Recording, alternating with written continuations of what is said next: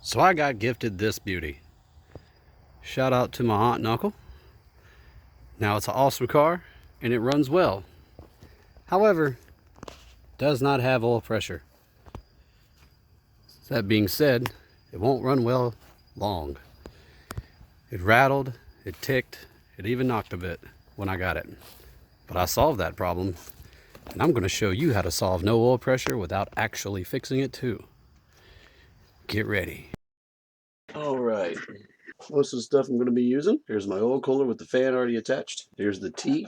That's where I had a compression gauge. We'll take that off. This is going to screw into that area. That goes back into the motor. This is coming from the oil pump. This fitting is going where my oil plug was. And then here's my 100 micron filter. You can actually take this one apart. These are fittings for a 3/8 hose that will screw to that so I can remove it when I need to clean it. A check valve. Obviously the microcontroller, which I need a 3D printed cover for, and here's my oil pump. You can get these off of eBay. It says 5 amps, 3.7 gallons a minute. It says model FP-12. Don't be fooled, it's not American made, it's a Marine made. These are self-priming, can run dry without damage, and do have thermal overload. So I have a problem. No oil pressure in the 300Z that I was gifted. How do I solve that? I come up with the idea of an electric oil pump. Now I have the electric oil pump, 12 volts. It is sucking oil from the oil plug. This is the idea I had and I couldn't find any videos on, and everyone I asked pretty much told me, don't waste your time, it's not going to work. If it could have been done, somebody would have done it by now. So I ignored that and bought my own. First thing I did was from the oil drain, I went straight to the pump. The electric pump then pumps oil to a T-fitting between the oil pressure sensor and pressure outlet right next to the oil filter. So essentially, I'm bringing oil in the backside of the oil galleyway system in the engine and adding more volume from that side to just pretty much overcome it. Here's the problem. Yes, I found a way around the oil pressure. No, that pump cannot run sucking in, I don't know, 190, 200 degree oil. No, it cannot run for longer than 30 minutes according to its specifications on eBay. So I decided I'm going to use an Arduino because, again, the pump will maintain pressure that's enough to drive it with as I cycle it on. And I could literally leave it off for a couple seconds and the pressure would bleed down real slow. So that gives me time for the pump to be off. So if I could have something cycle the pump on and off based on the oil pressure, Arduino it is. This is my plan. Car's on a 12 volt battery. Arduino runs on 5 volts, 5 volt power supply. So I'm going to have a 5 amp fuse feeding that. The Arduino is going to get its ground and its power from the 5 volt power supply. I'm going to have a disable switch. There's also an override switch, but I wanted a disable switch to cut it off so that I can have a key on and it not be trying to run the pump if I'm diagnosing it, say, with a scanner. The Arduino cannot pull the current the motor pulls, and it's a 5 volt, not a 12 volt. So my first thought was I'm going to turn a 5 volt relay on, which comes with the Arduino kit, which is going to connect the 12 volt power source the positive side of the pump. Over here, my oil pressure sensor, it's going to tee off. The wire is going to tee off back to the gauges. And then on the other side, it goes all the way to pin A1 so that the Arduino Nano can read the resistance of the oil pressure sensor. And then I can make my decision whether or not to turn the pump on with the Arduino logic. Here's my original diagram. Here's my plan. Let's see how this goes.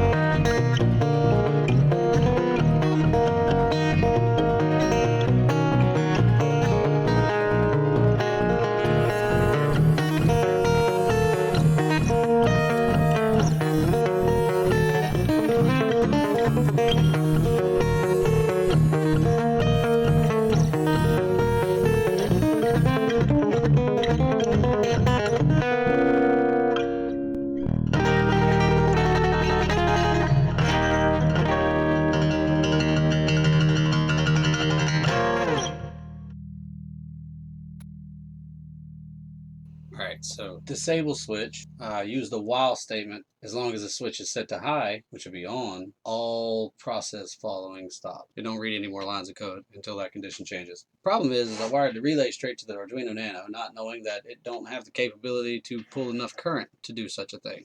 So apparently you have to use a transistor in order to pop off the relay. And the reason I knew this was a problem was kind of like how a dead battery acts in a car. All the relays click rapidly. So if I disable this, I have my sensor pins connected together from ground to the oil pressure input. Because of that, my value of oil pressure is 0. So by code logic that I've put in it, it should be trying to turn the relay on as soon as I let go of the switch. Let's try it. If you hear, it just sits there and rapidly clicks.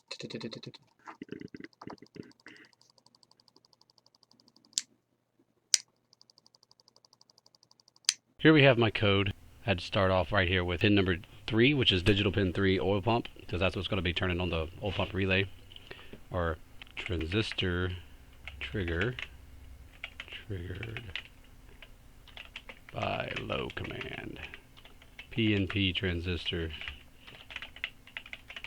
which had to be triggered with a negative wire.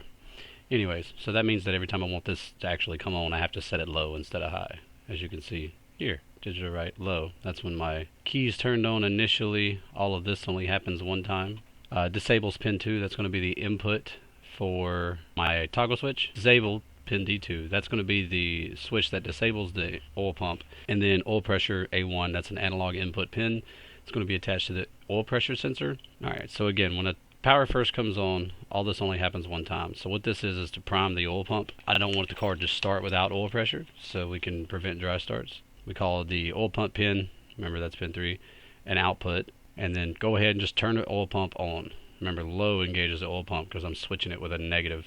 Now while that pump's running, I went ahead and began a serial communication, and that's so that I can watch what's happening on this computer here. Created a variable, initialized a variable called PSI. PSI is now going to equal the analog read, which is reading pin A1 and creating a number value of oil PSI, which again is this pin here. So every time I say PSI, it's going to be the analog read of this pin, as in the oil pressure. Now when I did that, I went ahead and said serial print a line. Again, that's going to be on my serial monitor, this thing here. Serial print line oil pressure sensor value. Go ahead and tell me the oil pressure. Wait 30 milliseconds, and then tell me the actual oil pressure that you're reading, which is going to be in a number that doesn't represent PSI, but good enough for me to regulate it. And then another delay so I can read it, and then this here delay is about roughly 10 seconds, and that's pretty much, that delay is how long I want this oil pump to run before it actually cuts off. And then after the delay is over, turn the pump back off by switching a wire high again. And on the loop code, pretty much want it to do 2 things. I want it to turn the pump on when the pressure's too low, turn the pump off when the pressure's reached a certain point, because I don't want this pump to run constantly. It'll burn up. I again created the variable PSI, and then I created another one called disable switch status, DSW status.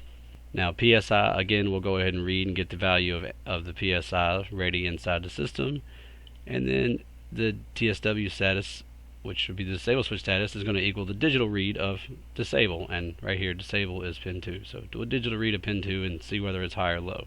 So it's going to go ahead and read that, and then if PSI is less than the resistance value, which is what the analog read gives you of 640, turn the pump on, wait 5 milliseconds just for clarity, and then if pressure is above a certain point, turn the pump back off and a delay. Now this line here is for when the disable switch is on. No matter what, once it crosses here and sees the disable switch on, it will stop everything. And then these are just to report through that serial monitor what the chip's actually reading. And I even put this here to tell me when I've turned the switch on. Oops, I mean this one. Because as it turns out, I didn't have a pull down resistor, and it thought the switch was being switched on and off rapidly, and everything clicked a lot. Okay, now what we're going to do is I'm going to pull the serial monitor up. Okay, it just cut on. Boom, it says oil pressure sensor value. It's giving me my 10-second relay on.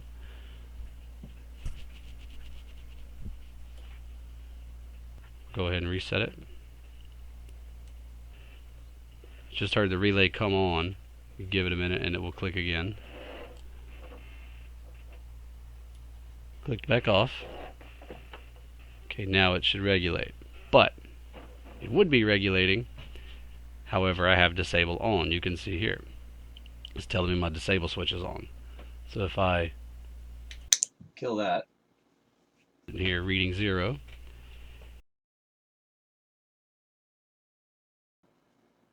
slide one way.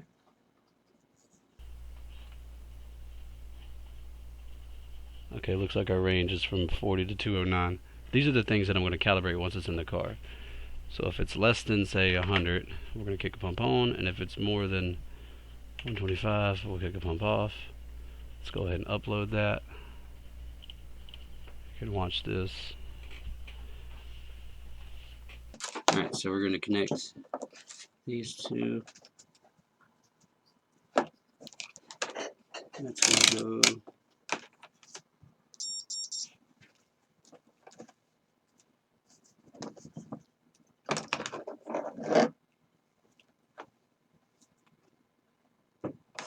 Alright, now, this is representing the oil pressure. Too low, oil pressure on, oil pressure high, cuts off. So now it's regulating. And then if it was on, and I wanted it to be off, disable.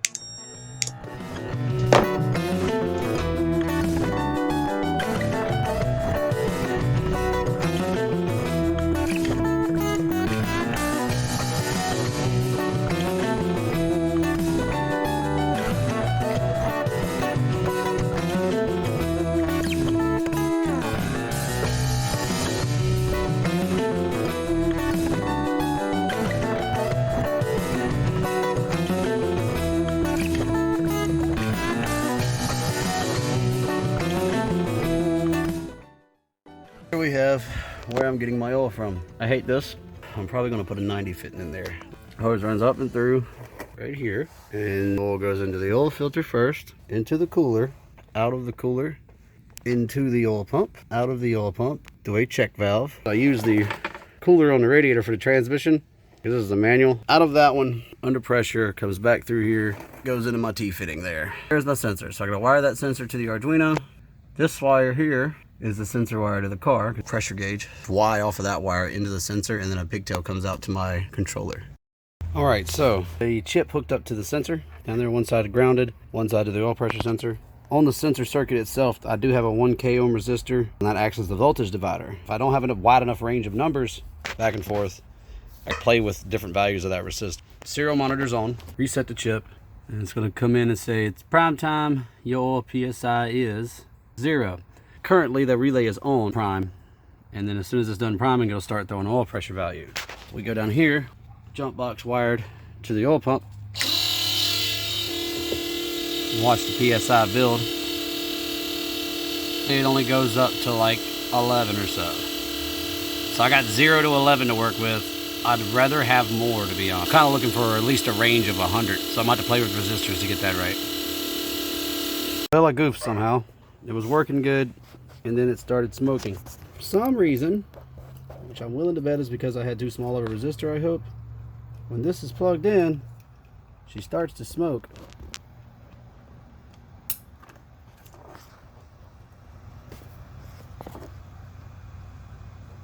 Or at least she did. But as you can see, all the lights cut off, so something's shorting it out.